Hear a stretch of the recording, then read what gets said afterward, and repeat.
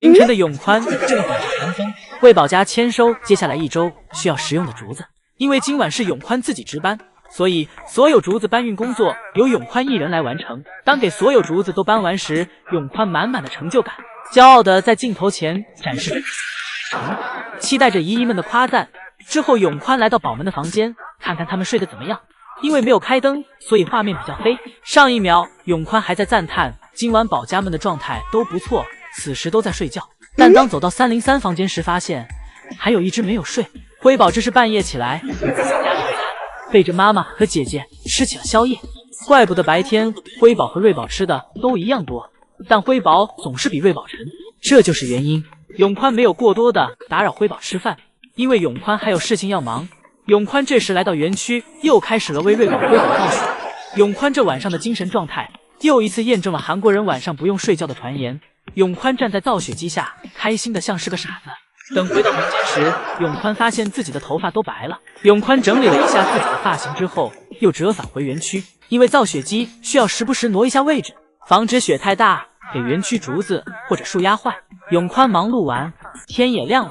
这时乐宝先出门营业，然后永宽又来到瑞宝辉宝这里接姐妹俩去室外。永宽看着园区的雪，总感觉还差点什么。第二天晚上，永宽又给造雪机。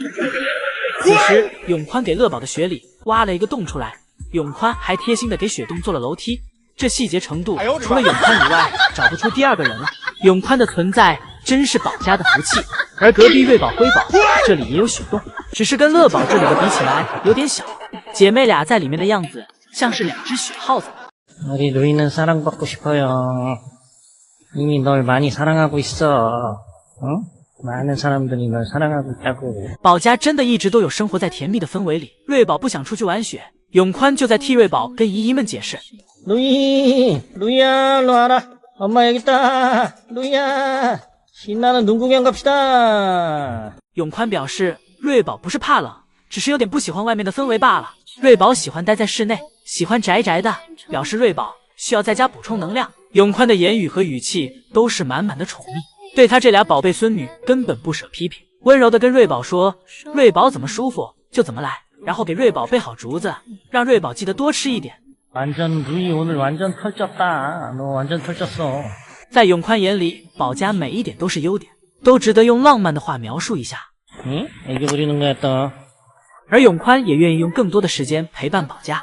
两个爷爷都曾提到过，自己能陪伴瑞宝辉宝的时间一天比一天少，自己必须要一直努力照顾好他们。对瑞宝辉宝的青团也是从来不会嫌弃，就算现在瑞宝辉宝既吃竹子又吃盆盆奶产出来的青团比较臭，但这仍不妨碍永宽对瑞宝的青团的热情。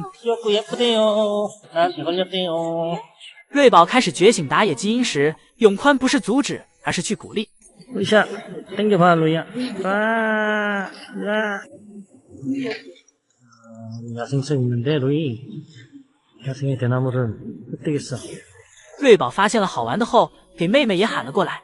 루이야, 영차. 당겨봐. 在鼓励中长大的瑞宝辉宝，这让他们在无形中透露出的气场，让人看上去比同龄的大熊猫更有自信，更有自己的想法，更有气场。今天下班，辉宝又不给面了。 吃了宋3岁的小苹果，还不配合宋3岁，甚至故意爬到高的地方，让宋3岁够不着自己。但宋3岁也成长了，眼看辉宝不听话，转头就走了，跟辉宝玩上冷暴力了。今天下班点到了时，依旧是只有瑞宝自己醒着。瑞宝爬上小木桩，站起身，试图叫醒正在睡觉的辉宝。这是因为宋3岁跟瑞宝谈了报酬。此时的宋3岁眼看园区只有瑞宝醒着，便给瑞宝喊了过来。 宋3岁以1块小苹果为报酬，让瑞宝喊辉宝下来。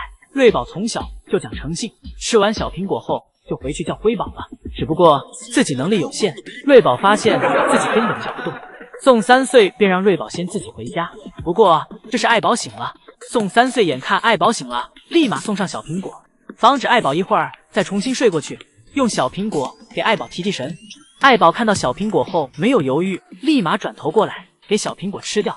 爱宝吃完小苹果，看了看通道门。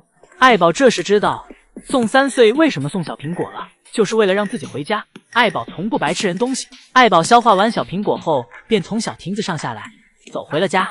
这时便只剩辉宝了。宋三岁带着诚意来到园区，一手的小零食。宋三岁先是给树上的竹子扯了下来，准备大干一场，接着站上去喂给了辉宝一块小苹果。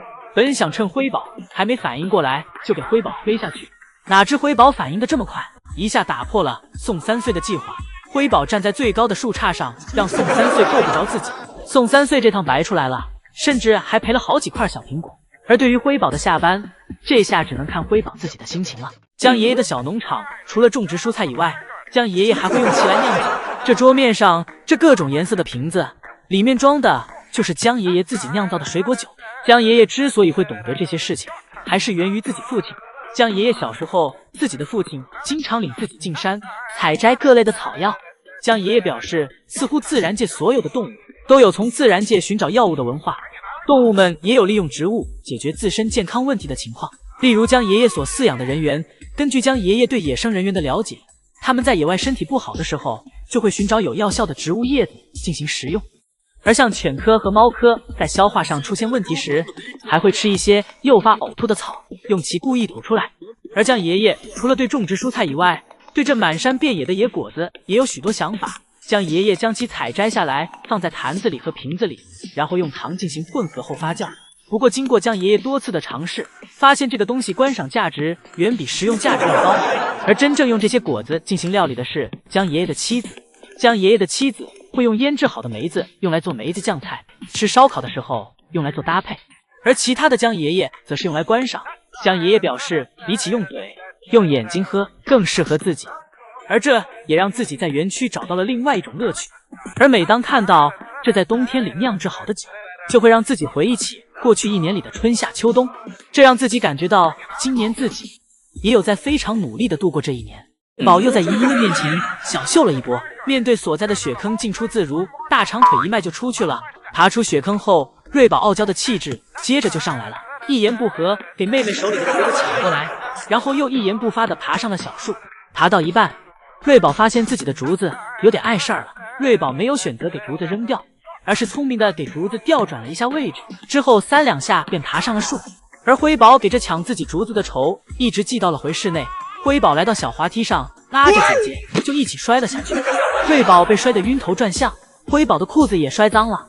而与此同时的室外园区，圣西姨母正带着自己助手在研究着给爱宝的小零食放在哪里。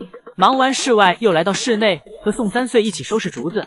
爱宝这次给青团全铲在了竹子上，不知道一会儿大象吃的时候会不会感觉到味道不对。宋3岁负责收拾竹子，圣西姨母负责收拾青团，俩人分工明确。而爷爷和姨母在园区忙碌打扫卫生的声音也没有影响姐妹俩睡大觉。宋3岁这里就爱拍点姐妹俩睡觉的模样。随着姐妹俩越来越大，很快就要迎来独立了。